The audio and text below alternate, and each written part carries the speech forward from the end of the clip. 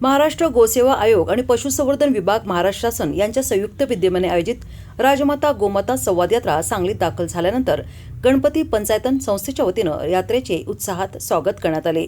महाराष्ट्र गोसेवा आयोग आणि पशुसंवर्धन विभागाचे अध्यक्ष शेखरजी मुंदडा यांच्या नेतृत्वाखाली राज्यभर ही संवाद यात्रा आयोजित करण्यात आली असून गोसंवर्धन आणि गोसंरक्षणाबाबत जनजागृती हा या उपक्रमाचा मुख्य उद्देश आहे।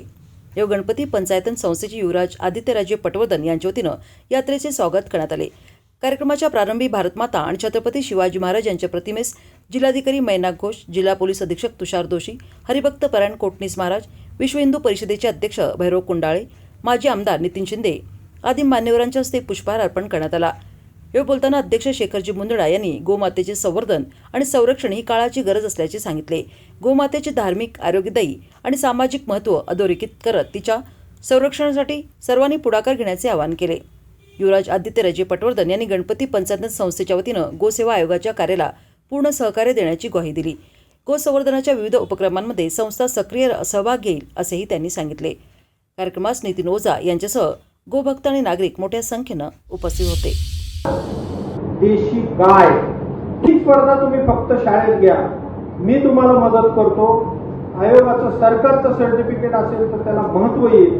तुम्ही आयोगाच्या माध्यमातून राबवा, त्याला सर्टिफिकेट देऊ, त्याला बक्षीस देऊ आणि त्या शाळेला पण एक वेगळं सर्टिफिकेट देऊ की त्यांनी आपला हा उपक्रम राबवला। मुलांमध्ये जेव्हा जाईल, मी 35,000 मुलांमध्ये हा प्रयोग राबवला, मला आश्चर्य वाटतं की इतकं भारी त्यांनी अभ्यास केला आणि ते अभ्यास करताना मला लक्षात आलं की आई वडिलांचं डोकं खातं।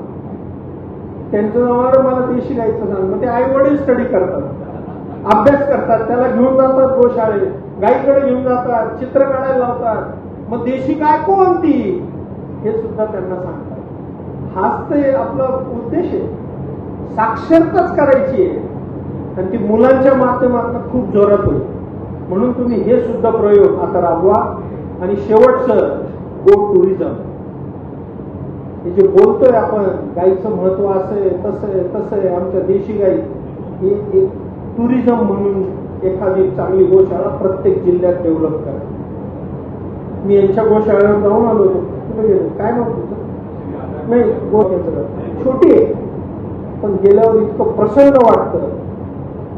अशा अनेक गोशाळा असतील पण त्याला टुरिझम करा। त्यांच्याकडे जागा छोटी आहे ना, त्यांनी गाई वाढू नये, त्यांनी वेगवेगळे ब्रीड दाखवावे, छोटे छोटे प्रोडक्ट कसे तयार होतात ते दाखवावे, छोटं वासरांचं एक सेक्शन करावं, मुलांच्या सहली तिथं आणाव्या, हे सगळं करावं।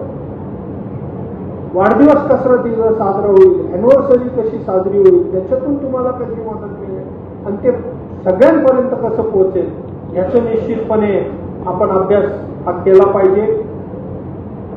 एक जाता जाता संतांचं वाक्य सांगतो मित्रांनो आणि इथे थांबतो।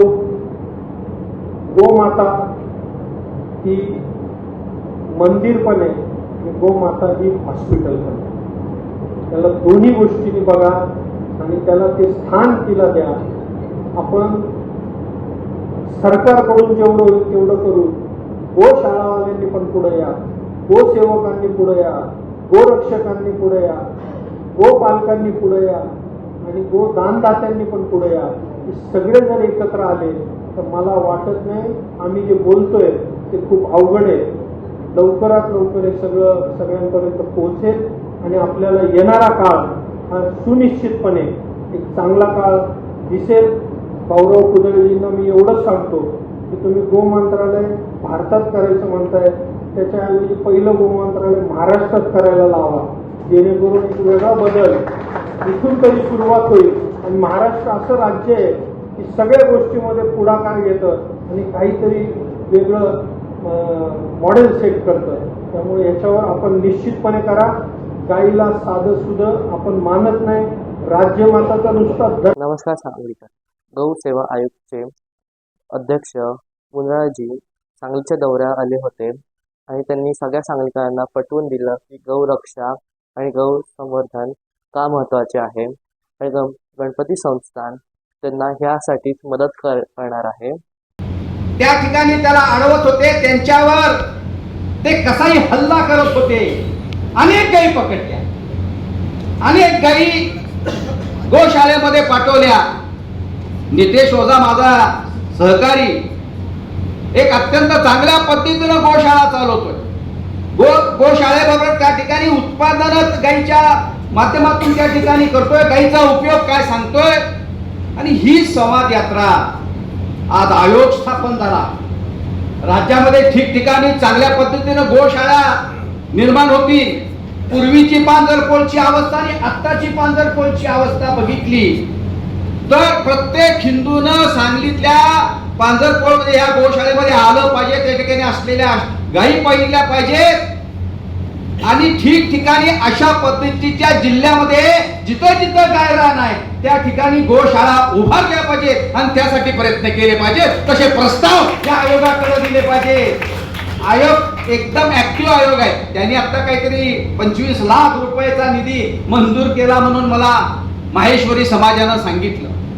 आणि म्हणून नुसतं आपण गो हत्या बंदीचा कायदा न करता शेतकऱ्यांच्या मध्ये जागृती करतोय. शेतकरी कसायाच्या हातामध्ये गाई देण्याचा प्रयत्न करतोय. तो का गाई देतोय तो दिला नाही पाहिजे. त्याच्यामध्ये जागृती निर्माण केली पाहिजे. शेतकऱ्यांना जाग करायचं काम केलं पाहिजे. त्या कसायच्या हातात त्यांनी देता कामा नये. त्याचं त्यांनी पालन पोषण केलं पाहिजे. शेतकऱ्यांच्या मध्ये आणि गोरक्षकांच्या मध्ये भांडण लावण्याचा प्रकार सुद्धा काही राजकारणी मंडळी करतायत. तो सुद्धा प्रयत्न आपल्याला हाणून पाडला पाहिजे आणि आपल्याला गायी वाचवल्या पाहिजेत आणि गायीचं संवर्धन केलं पाहिजे. यासाठी हा जो आयोग आहे या आयोगाचे जे सदस्य आहेत ते सूर्यवंशी बोलले पहिल्यांदा अत्यंत चांगल्या पद्धतीनं त्यांनी मार्गदर्शन केलं. असं मार्गदर्शन संपूर्ण राज्यभर होऊन चांगल्या पद्धतीनं गो संवर्धन आपण सगळ्यांनी मिळून करूया असा निर्धार या यात्रेच्या निमित्तानं आपण या आयोगाला देऊया. जय हिंद, जय महाराष्ट्र, जय गो माता.